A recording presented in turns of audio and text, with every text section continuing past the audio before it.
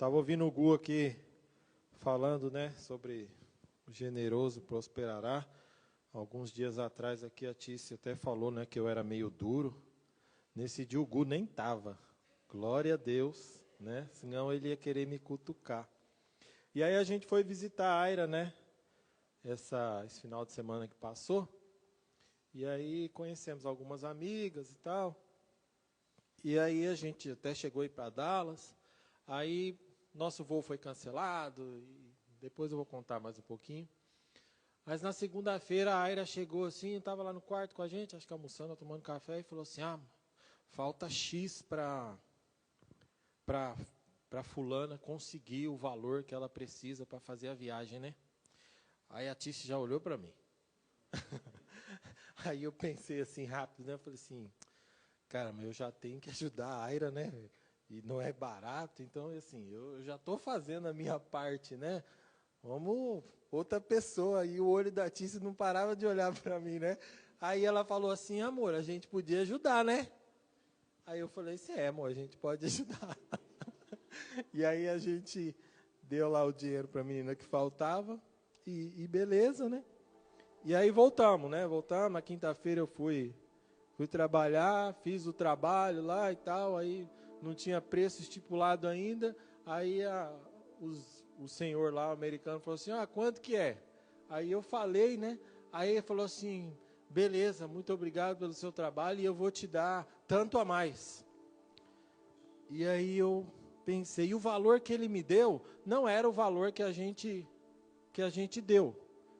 Era 4 vezes mais do que a gente contribuiu lá com a vida da missionária também, amiga da Airoca. Então, assim, são coisas que você vai ouvindo e quando você tem o privilégio de acontecer, você vê aquilo, sabe, manifesto na sua vida, você fala assim, Deus continua sendo Deus. Não duvide da palavra. Se a palavra diz que o generoso prosperará, é porque o generoso prosperará. Não tem dúvida. A palavra de Deus não tem dúvida. Se é a palavra de Deus, pronto. Vai acontecer, ou já aconteceu. Né? No mundo espiritual, já aconteceu. Nós só precisamos dizer, Senhor, eu estou aqui. E eu quero fazer parte disso. Então, creia na palavra do Senhor. Amém? Eu quero ler um texto, Êxodo 33. Eu vou ler do versículo 1 ao 17. E a gente tem perdido até alguns, pode ser até costumes, mas eu quero convidar você a ficar em pé para a gente ler o texto. Talvez seja o tempo de nós retomarmos algumas coisas. Talvez uma reverência. Talvez voltar a ensinar os nossos filhos a carregar a Bíblia, que muitos de nós nem carregam mais. Hoje eu fiquei pensando a semana inteira. Esse domingo eu não vou ler o texto no computador. Eu vou levar a Bíblia na mão. Sabe aquele negócio que as pessoas saíam 6 horas, 7 horas, e iam caminhando para a igreja, e todo mundo, o bairro sabia, fulano de tal é cristão, fulano de tal é cristão. Os meninos estão lá. A gente está perdendo isso. Talvez, eu não estou dizendo que está errado você ter o celular, não estou falando nada disso, mas talvez seja a hora de nós retomarmos algumas coisas na nossa vida. Vermos os nossos filhos carregando a Bíblia. E se nós não o fizermos, eles não o farão. É só uma dica. Eu quero ler esse texto, é um texto conhecido. Acompanhe comigo aí na sua Bíblia ou na tela. Depois, o Senhor ordenou a Moisés: saia deste lugar com o povo que você tirou do Egito e vá para a terra que prometi sob juramento a Abraão, a Isaque e a Jacó, dizendo: eu a darei à sua descendência, mandarei à sua frente um anjo, e expulsarei os cananeus, os amorreus, os hititas, os ferezeus, os heveus, os jebuseus. Vão para a terra onde flui leite e mel. Eu, porém, não irei com vocês, pois vocês são um povo obstinado, e eu poderia destruí-los no caminho. Quando o povo ouviu essas palavras ameaçadoras, começou a chorar, e ninguém usou enfeite algum. Isso porque o Senhor ordenara a Moisés que dissesse aos israelitas: vocês são um povo obstinado. Se fosse com vocês, ainda por um só momento, eu os destruiria. Agora tirem os seus enfeites e decidirei o que fazer com vocês. Por isso, do monte Horebe em diante, os israelitas se desfizeram dos seus enfeites. Moisés costumava montar uma tenda fora do acampamento, a certa distância. Ele a chamava tenda do encontro. Quem quisesse consultar o Senhor ia à tenda do encontro fora do acampamento. Sempre que Moisés ia até lá, todo o povo se levantava e ficava em pé, cada um à entrada da sua própria tenda, observando até que ele entrasse à tenda. Assim que Moisés entrava, a coluna de nuvem descia e ficava à entrada da tenda, enquanto o Senhor falava com Moisés. Quando o povo via a coluna de nuvem parada à entrada da tenda, todos se levantavam e adoravam, cada um à entrada da sua própria tenda. O Senhor falava com Moisés face a face, como quem fala com um amigo. Depois, Moisés voltava ao acampamento, mas Josué, filho de Num, que lhe servia como auxiliar, não se afastava da tenda. Moisés disse ao Senhor: Tu me ordenaste, conduza este povo, mas não me permite saber quem enviarás comigo? Disseste: eu o conheço pelo nome e tenho me agradado de você. Se te agradas de mim, revela-me os teus caminhos, para que eu te conheça e continue sendo agradável a ti. Lembra-te de que esta nação é o teu povo. O Senhor respondeu: eu mesmo o acompanharei e lhe darei descanso. Então Moisés declarou: se não fores conosco, não nos faça sair daqui.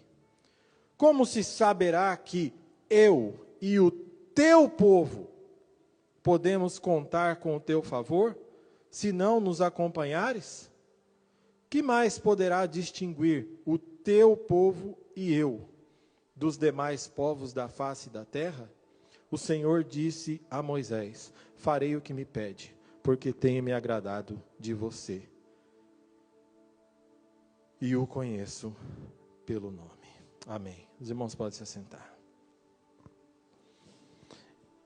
Eu quero pensar com vocês nessa manhã sobre o seguinte tema: praticando a presença de Deus. A presença de Deus é a maior necessidade da igreja. Sem a presença de Deus, os nossos cultos serão meras reuniões religiosas. Sem a presença de Deus, as nossas casas, as nossas vidas serão vazias e entediantes. Sem rumo, sem direção definida. O texto que nós acabamos de ler é um dos capítulos mais tristes da história do povo de Israel. Deus, com sua mão poderosa, tira o povo, o seu povo,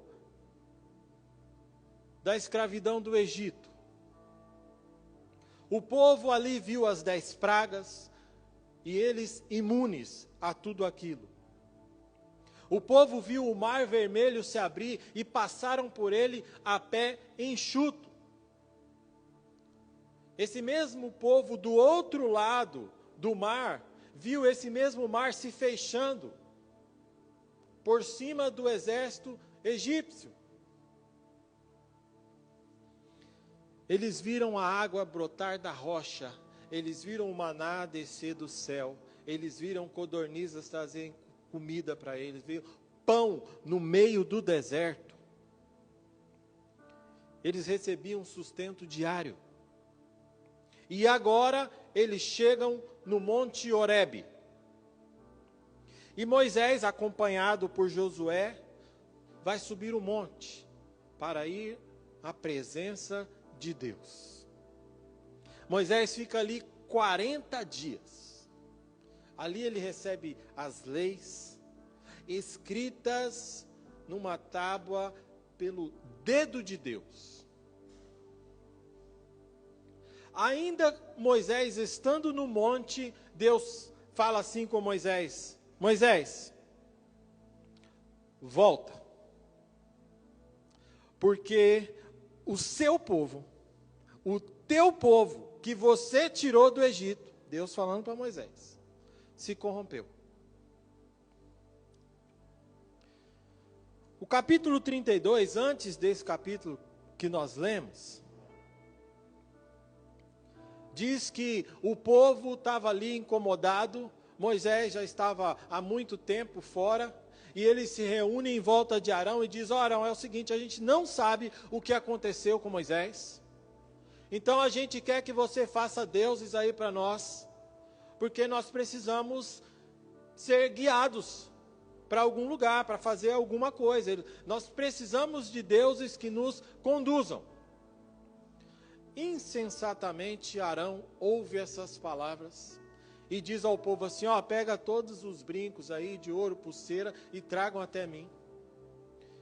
E Arão fundiu um bezerro de ouro. E naquele momento o povo, que já tinha visto todos aqueles milagres que Deus tinha feito, que eu já citei aqui alguns deles, disseram: agora nós temos deuses. Foram esses deuses que nos livraram do Egito e vão nos guiar agora. E eles começaram a comer, beber, dançar, a festejar em volta daquilo, dizendo: agora nós temos deuses. 40 dias foram o bastante para o povo se corromper, se perder daquilo que Deus tinha ordenado a eles.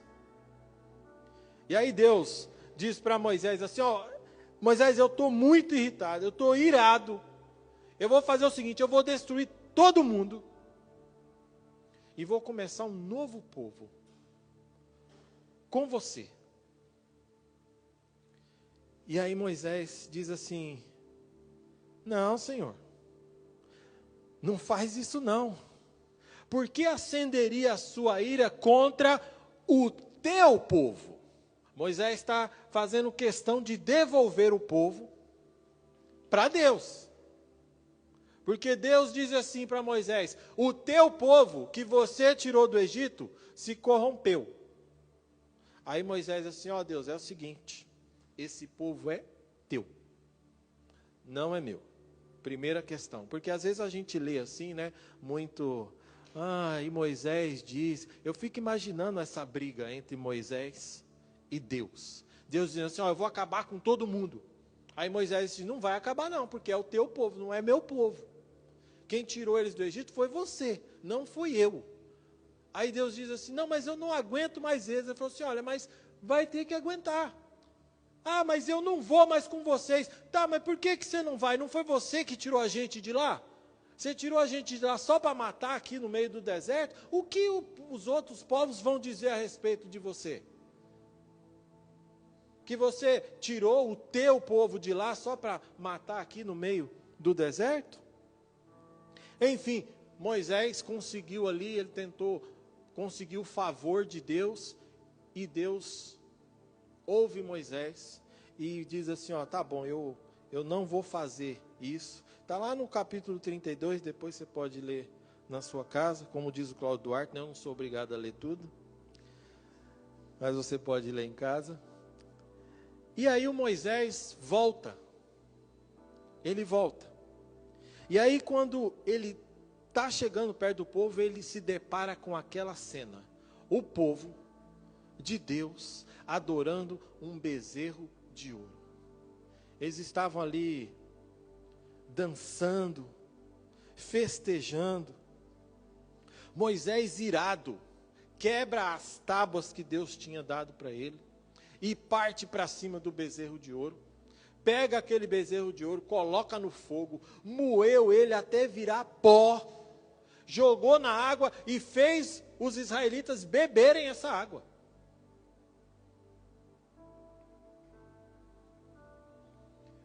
Quando o texto diz que o povo estava ali festejando, comendo, bebendo, dançando, o texto lá, quando você vai pesquisar no original, é que, porque não é pecado você comer, beber e fazer festa. Mas o que o texto está querendo nos dizer ali é que o povo estava praticando imoralidade. Porque você pode perceber que na Bíblia, o passo seguinte da idolatria é a imoralidade. Quando se perde a presença de Deus e começa a ter ídolos, a praticar a idolatria, o passo seguinte é a imoralidade. Então o povo de Israel em 40 dias se perdeu daquilo que Deus tinha ordenado para eles. E também já estava tendo uma vida imoral, porque sem a presença de Deus é impossível não ter pecado. Só é possível nós vivermos uma vida sem pecado se tiver a presença de Deus. Israel tinha perdido isso.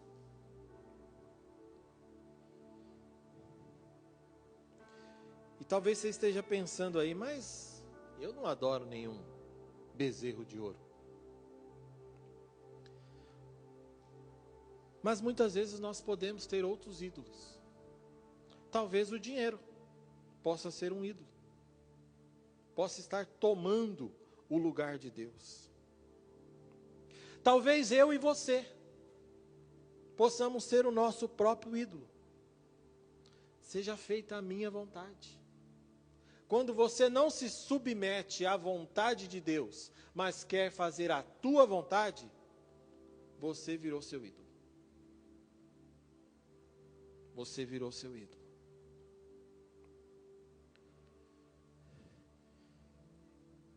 Mas Moisés está brigando com Deus e dizendo: Senhor, é o seguinte, não nos peça para sair daqui, se você não for conosco.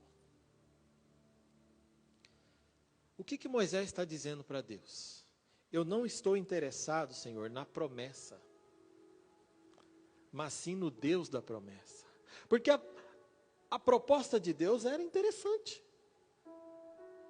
Porque ele disse assim: olha, eu não vou com vocês, porque se eu for é perigoso eu ficar irado e eu vou matar todo mundo. Mas eu vou fazer o seguinte, eu vou cumprir a minha promessa. Eu vou mandar um anjo.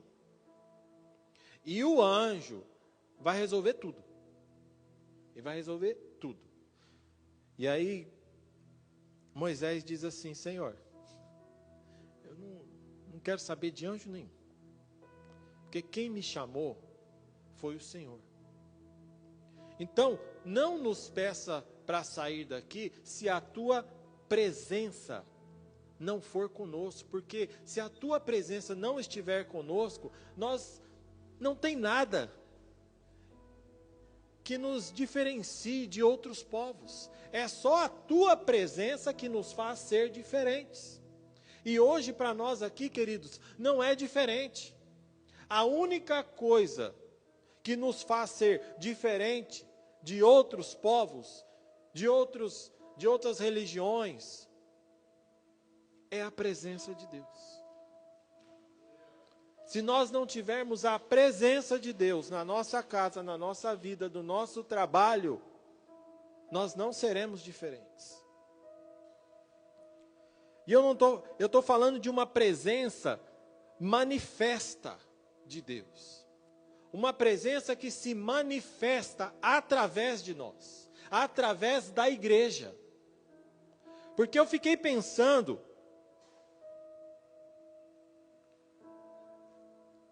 quando Deus diz que não vai com o povo, Moisés diz assim: ó Senhor, eu não vou sem você, esse é o teu povo, foi você que tirou, não foi eu, você me chamou para fazer isso. Deus fala primeiro com Moisés assim: eu o acompanharei e te darei descanso. Mas ele não está falando que está indo com o povo, ele não está falando que vai na presença manifesta com o povo. Mas nesse momento Moisés assume a sua posição de sacerdote. E ele não está preocupado só com ele mesmo, ele está preocupado com o povo. E aí Moisés diz assim: olha, se não fores conosco, não basta que o Senhor vá comigo e me dê descanso. Eu não quero isso só para mim. Moisés está falando como um sacerdote: Senhor, eu não quero descanso só para mim. Eu quero a tua presença no meio do teu povo. No povo que você tirou do Egito. A presença manifesta de Deus é a única coisa que pode tirar o pecado da nossa vida. Mas o pecado também pode afastar a presença de Deus da nossa vida. Todos nós conhecemos Romanos 8:31. O que diz Romanos 8:31? Se Deus é por nós, vamos lá, se Deus é por nós, quem será contra nós? Agora, se o pecado nos afasta de Deus e provoca a ira de Deus, nós podemos pensar esse versículo de uma forma diferente. Porque o pecado faz separação entre nós e Deus, Isaías 59, e provoca a ira de Deus. Aí Romanos 8:31 vai nos dizer outra coisa. Se Deus é contra nós, quem será por nós? Você já parou para pensar nisso? Que o pecado afasta a presença de Deus e provoca a ira de Deus. E aí o Deus que era por nós, ele pode virar contra nós, se não houver arrependimento? Nós podemos ver na palavra de Deus várias vezes que o povo de Deus perdeu batalhas. Por exemplo, quando o exército perde lá na cidade de Ai, uma cidade pequena, um exército pequeno. E o povo perde a batalha por quê? Porque havia pecado. Porque havia pecado. E hoje nós temos vivido nossas correrias, nossos trabalhos, nossos planos, nossa vida. Quantos dias nós não paramos um tempo para ficar com Deus? Para dizer: Senhor, esse tempo aqui é teu. E lendo o livro Praticando a Presença de Deus, essa semana, né? Livro de Nicholas Herman, mais conhecido como Irmão Lourenço, uma ficha recaiu. Deus não está querendo só 10 ou 20 minutos ou uma hora que seja do nosso dia. Ele está querendo a nossa vida. 24 horas. E eu quero extrair dessa leitura 3 conceitos fundamentais para que a gente possa viver dessa forma. Porque muitas vezes a gente pode chegar aqui, né, e só jogar problema, tal, e aí... Mas o próprio Deus, Ele tem a solução para nós. Como é que a gente pratica a presença de Deus na nossa vida? Eu não tenho aqui a intenção de esgotar o assunto, o livro, a gente nem tem tempo para isso. Eu quero até te incentivar a ler o livro. Tem já online, você pode baixar o PDF, ou nem precisa baixar, pode ir lendo. Muito interessante. Mas eu quero falar nessa manhã sobre 3 conceitos fundamentais para vivermos praticando a presença de Deus. E o primeiro é: seja intencional. Praticar a presença de Deus deve ser algo intencional. Uma frase do livro: devemos reafirmar a nossa vida na realidade da presença de Deus, conversando continuamente com Ele. Seria vergonhoso deixar de falar com Ele para falar e pensar em insignificâncias e em bobagens. Quantas vezes nós deixamos de pensar em Deus, em viver a presença de Deus continuamente no nosso dia, para buscar bobagens e insignificâncias? Como diz o Gu, é uma luta, é uma guerra. Gálatas 5,17 diz: pois a carne deseja o que é contra o Espírito. O Espírito, o que é contra a carne. É um conflito todos os dias. Para que a gente não faça aquilo que a gente quer fazer, que a carne quer fazer. Isaías 55,6 diz: busquem ao Senhor enquanto é possível achá-lo. Clamem a Ele enquanto está perto. Nós precisamos tomar cuidado com as distrações, as coisas que roubam o nosso foco. O foco que é para Deus. E muitas vezes essas coisas nem são coisas erradas. Muitas vezes até bênçãos de Deus na nossa vida podem roubar o lugar de Deus. Seria uma bênção ter um anjo indo à frente e resolvendo todos os problemas, mas sem a presença de Deus, não basta. E muitas vezes nós estamos procurando esse anjo. Alguma coisa que vá à nossa frente e resolva todos os nossos problemas, todas as nossas dificuldades, pague todas as nossas contas, cuide da nossa saúde.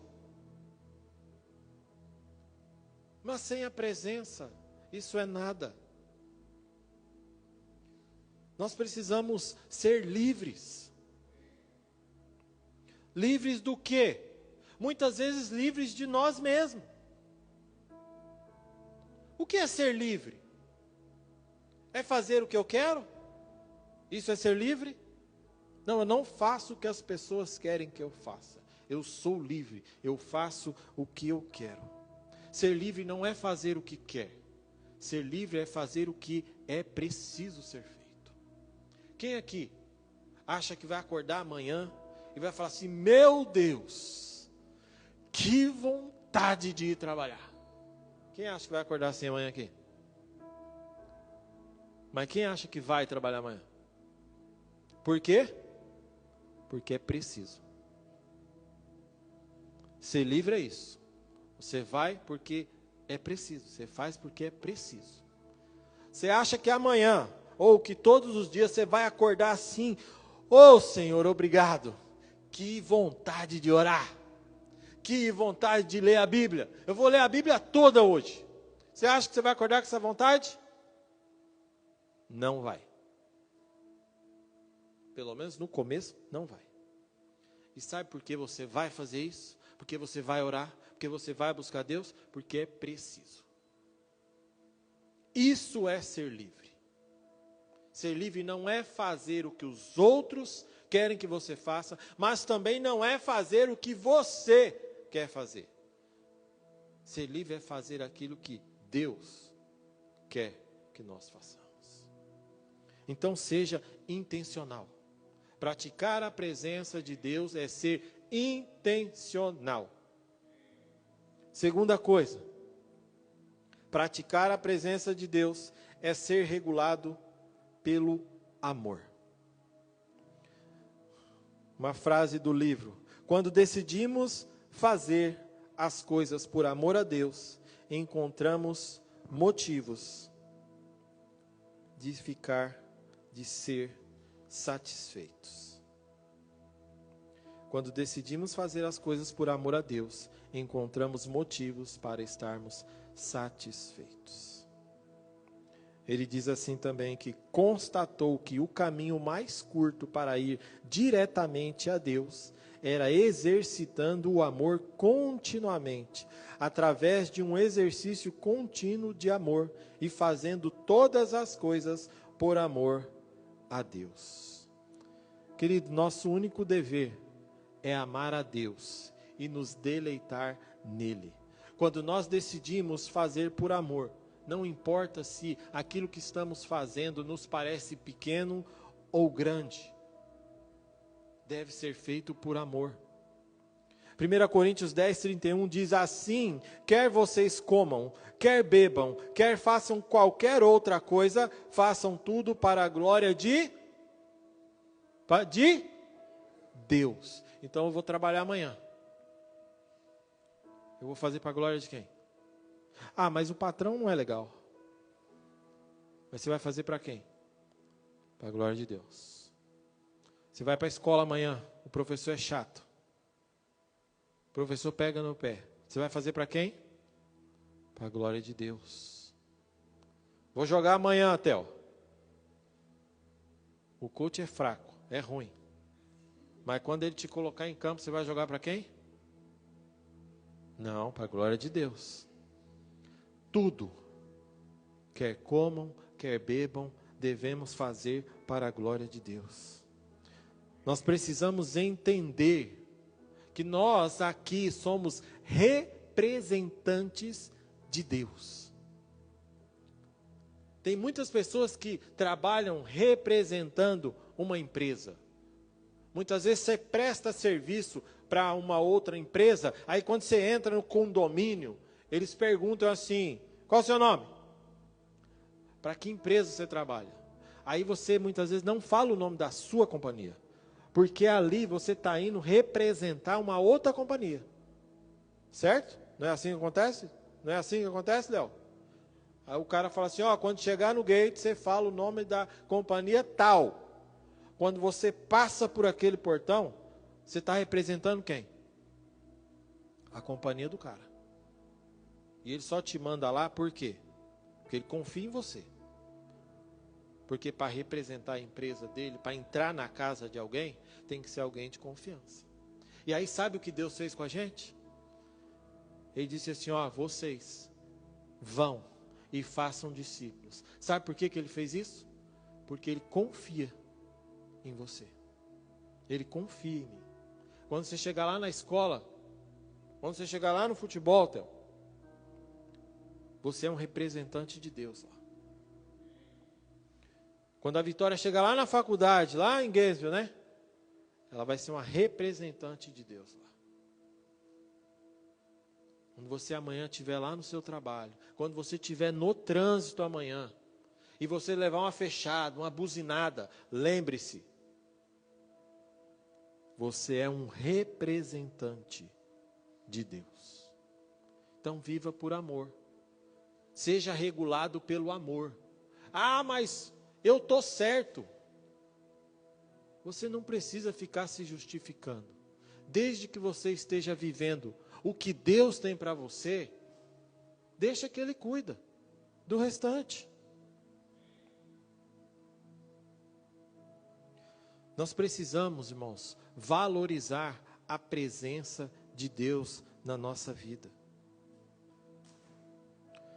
Paulo diz aos Filipenses que tudo aquilo que ele considerava ser alguma coisa, ser algo bom, agora ele considerava tudo aquilo como esterco para ganhar a Cristo. Paulo está dizendo assim, ó, nada dessas coisas tem valor. Porque agora eu tenho Cristo. A gente precisa conhecer mais do nosso Deus. Conhecer mais a Cristo. E aí com o conhecimento vem a sabedoria de como agir. O que é conhecimento? Conhecimento é saber que tomate é uma...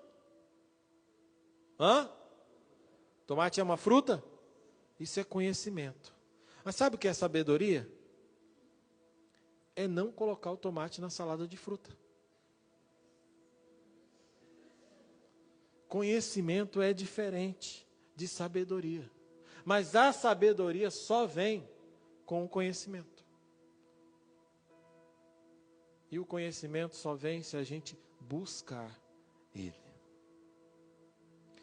Então, primeiro, seja intencional. Segundo, seja regulado pelo amor. Haja com amor.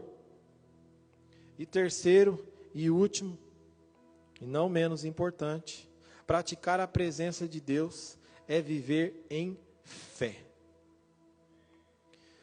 Uma frase do livro: a confiança que depositamos em Deus honra o Senhor e faz descer sobre nós grandes graças. Outra coisa que eu achei interessante, um tempo atrás, uma outra menina estava precisando de uma oferta, uma menina da base também. E nesse tempo a Aira estava em casa, foi o tempo de uma escola para outra. Aí ela ficou sabendo da necessidade, aí ela disse assim: pai, tem como você fazer um Zelle para mim? Que eu não consigo aqui, eu estou com dinheiro cash que eu recebi, mas tem uma amiga minha que está precisando e eu quero mandar tanto para ela. Eu fiquei pensando assim, cara,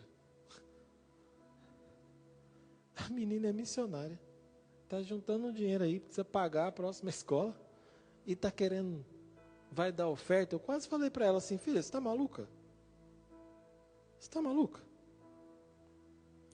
Mas o dinheiro era dela, né? Eu incrédulo lá naquele momento, eu falei: pô, posso me dar o dinheiro aqui que eu faço o céu. E aí eu fiz, ela me deu o dinheiro. E interessante, na mesma semana ela recebeu mais do que ela tinha ofertado. E é aquilo que o Gu acabou de falar aqui: o generoso prosperará. E isso é fato. Não é isso é uma promessa. E quando Deus promete, aconteceu. A gente precisa entender isso, irmãos. Quando Deus promete, não é que vai acontecer. Já aconteceu. Você só precisa tomar posse. E como é que você toma posse? Fé.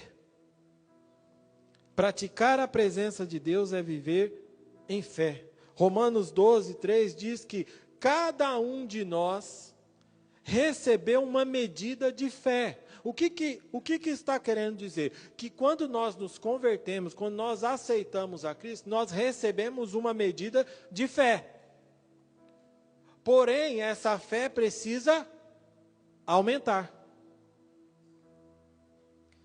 Ele diz lá em 2 Tessalonicenses 1:3 que porque a fé de vocês tem crescido cada vez mais. Paulo está dizendo que ficava grato, porque a fé deles estava crescendo, aumentando. E a fé, ela vem, e ela aumenta, e ela vai crescendo como? A Bíblia responde: a fé vem pelo ouvir. E ouvir o quê? A palavra de Deus. Nós precisamos buscar essa fé maior. A nossa fé precisa crescer, ela precisa aumentar. A Bíblia diz que o justo vai viver pela fé. Contudo, se retroceder, não me agradarei dele. Mas o que é a fé? O que é a fé? A fé é a confiança daquilo que esperamos e a certeza daquilo que não vemos. A fé é dar o passo aonde você não enxerga o próximo degrau. Isso é fé. Eu gosto muito daquela história que diz que o alpinista foi escalar lá, né, e ficou noite, e começou a ficar frio, tal, e ele caiu e ficou pendurado. Ele ficou pendurado. E aí ele clamou ao Senhor, e disse: Senhor, me livra disso, me tira daqui. Eu não quero morrer aqui. E aí veio uma voz e disse assim: corta a corda. E aí ele ficou pensando: como assim? Eu estou escalando uma montanha, eu não estou enxergando nada. E aí eu peço ajuda para Deus e ele fala: corta a corda? Corta a corda? Nós é lá de Ribeirão Preto, gente. Nós vivemos lá 8 anos. E aí a história termina dizendo que acharam esse cara dias depois, congelado, morto, a alguns centímetros do chão. Cortar a corda era o ato de fé. Deus já tinha feito, mas Ele não quis. E muitas vezes nós estamos assim. O Senhor está falando: dá esse passo, faz isso, faz aquilo. E aí você fica pensando: mas Senhor, eu não consigo enxergar isso acontecendo. Aí o texto vem e diz que a fé é a certeza das coisas que não vemos. Nós podemos não ver, mas se Deus disse, já aconteceu. Já aconteceu.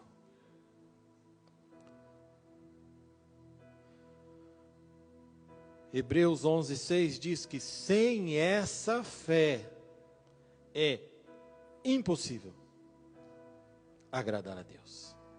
Então, para viver uma vida prática, viver praticando a presença de Deus, nós precisamos ter essa fé de confiar naquilo que Deus já fez por você, pela tua casa, pelo teu filho. Creia. Tome posse daquilo que Deus disse que vai fazer. Se Ele disse que vai fazer, já está feito, meu irmão.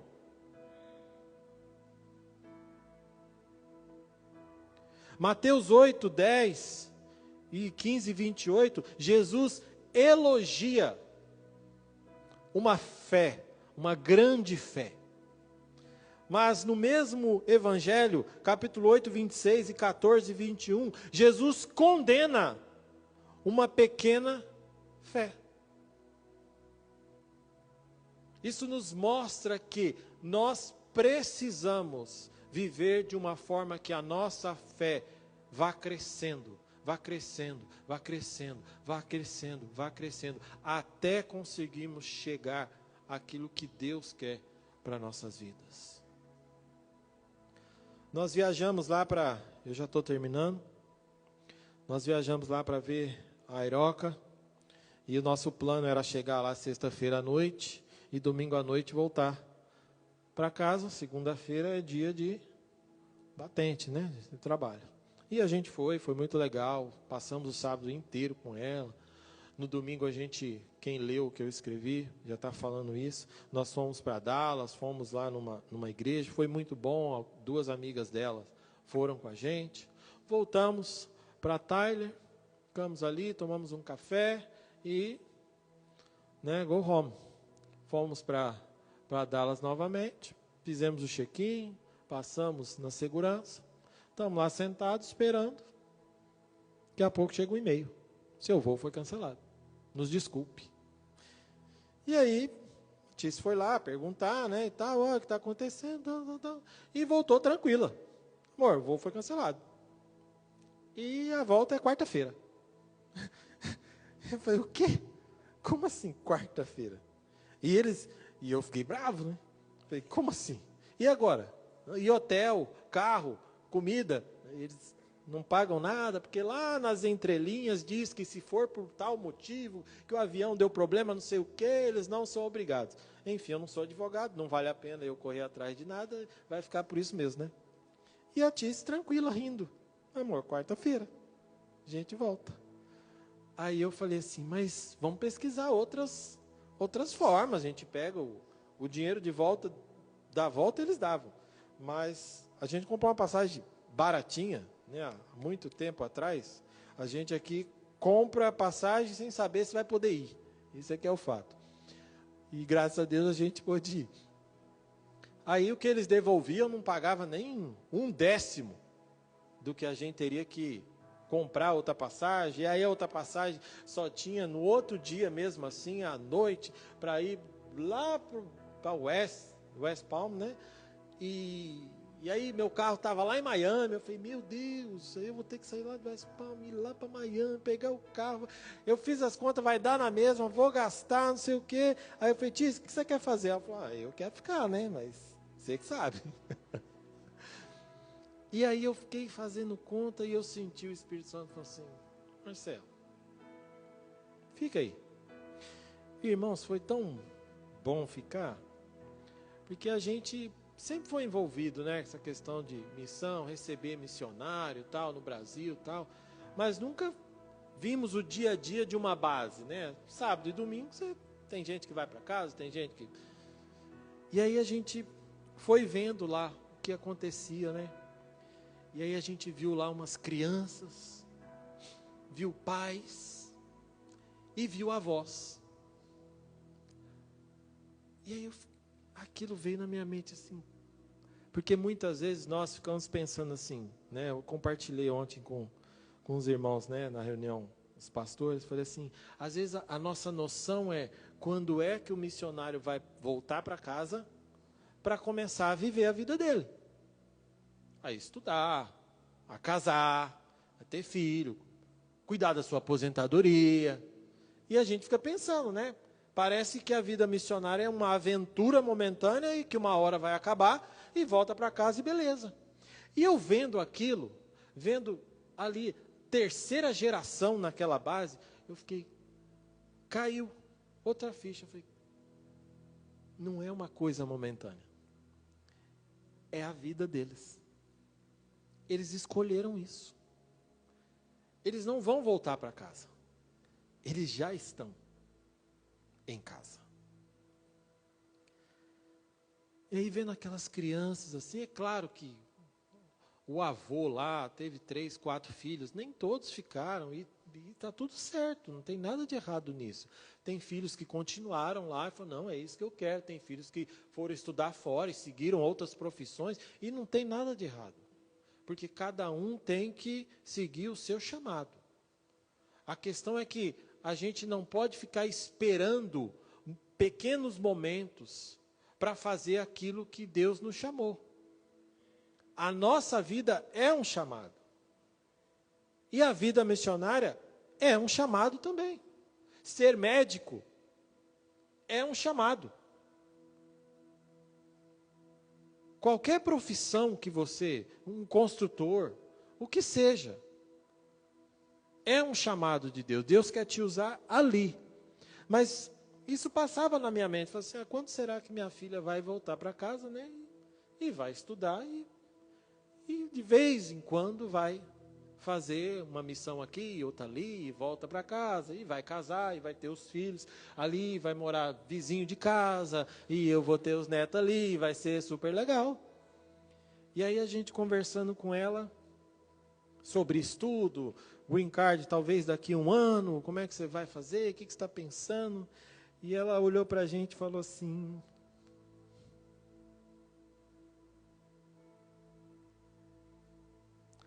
eu sei o quão importante é eu estudar e sei o quanto vocês querem que eu faça isso. Mas não se preocupem, eu não vou parar a minha vida para estudar. Eu não vou parar o meu chamado para estudar. O que eu estou querendo dizer com isso? O chamado dela é esse. Esse é o serviço dela. E o que isso ensina para nós? Eu não posso esperar o meu trabalho, que muitas vezes vai das 8 às 5, terminar, para eu começar a exercer o plano de Deus para a minha vida. O ministério que Deus tem para você, é para você exercer quando você está lá, Marcos, limpando a piscina. Deus quer que você exercite o ministério que Ele entregou na sua mão, quando você está lá montando os gabinetes, Reginaldo. Quando você está fazendo unha, Cíntia.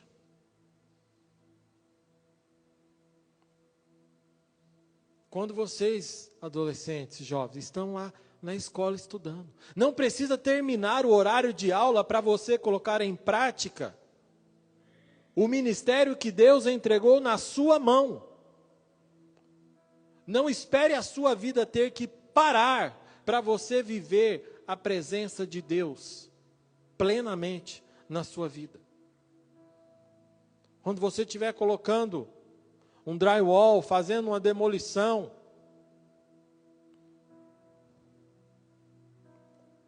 é nesse momento que Deus te chama para fazer aquilo que Ele entregou para você fazer. E outra pessoa não vai fazer. Deus confiou em você, em mim, para sermos representantes dEle.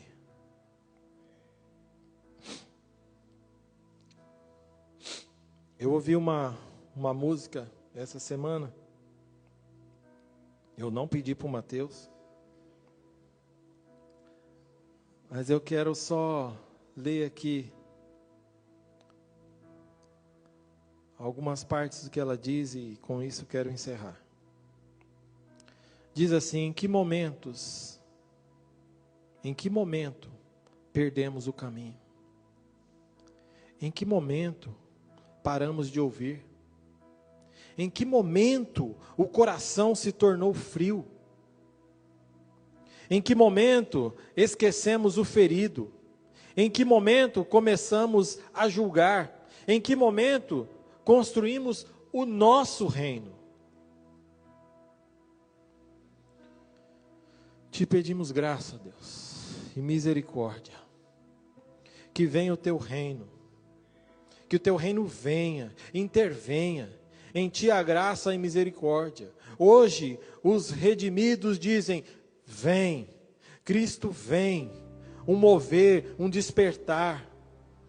Quando enches o lugar, a liberdade, um mover, um despertar.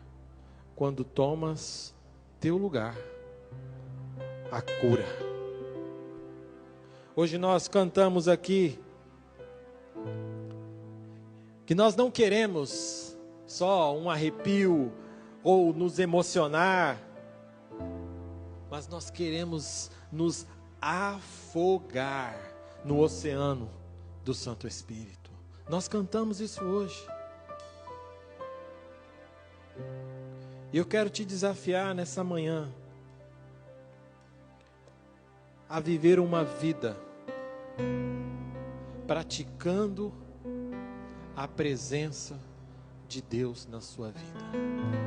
Seja intencional. Viva em amor, viva em fé, viva para Deus, se deixe encher pelo Espírito Santo, se afogue nesse oceano chamado Espírito Santo, se jogue sem reservas, dizendo: Senhor, eu quero a tua presença. Não me deixes sair daqui sem a tua presença. Não me deixes viver sem a tua presença.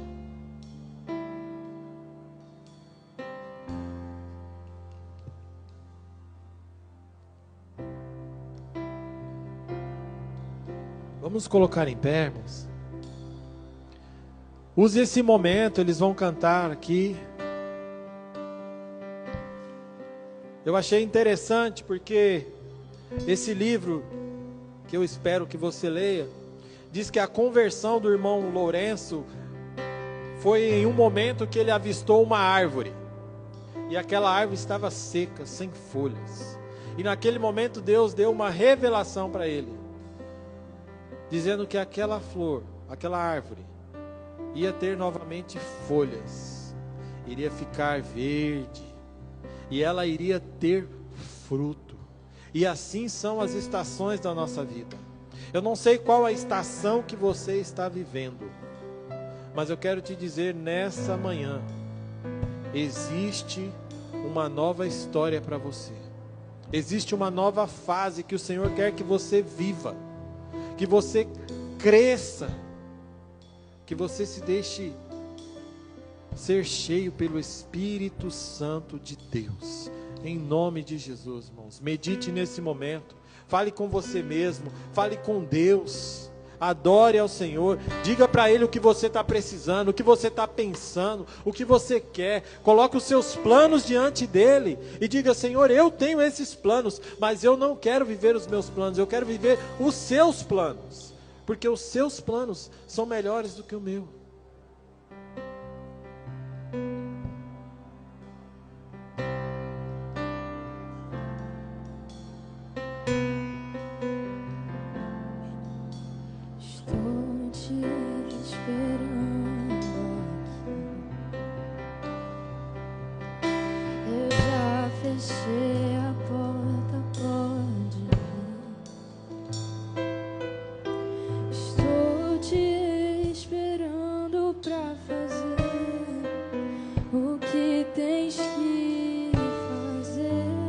Abra a porta do seu coração agora.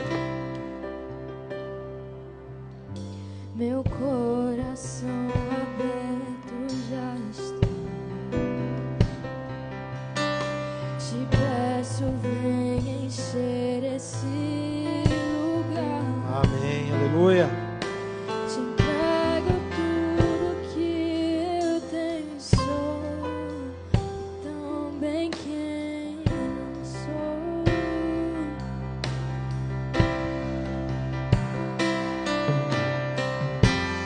Eu só quero tua presença.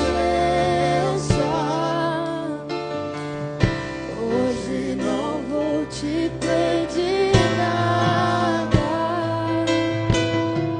Só quero levantar a minha voz pra te dizer que a tua graça já me basta. Eu só quero tua presença. Hoje não vou te pedir nada. Só quero levantar a minha voz pra te dizer que a tua graça já me basta. Eu não quero mais Sair daqui, eu não quero mais. a tua presença. Nós não queremos só os teus favores, nós não queremos só as tuas bênçãos, nós queremos a tua presença na nossa vida, Pai. Inunda, Senhor, a nossa vida, a nossa casa, as nossas famílias. Inunda, Senhor, esta igreja, para que nós possamos ser teus representantes aqui no sul da Flórida, Senhor. Se o Senhor nos colocou aqui, é porque o Senhor quer que sejamos os teus representantes. Então nos usa, Senhor.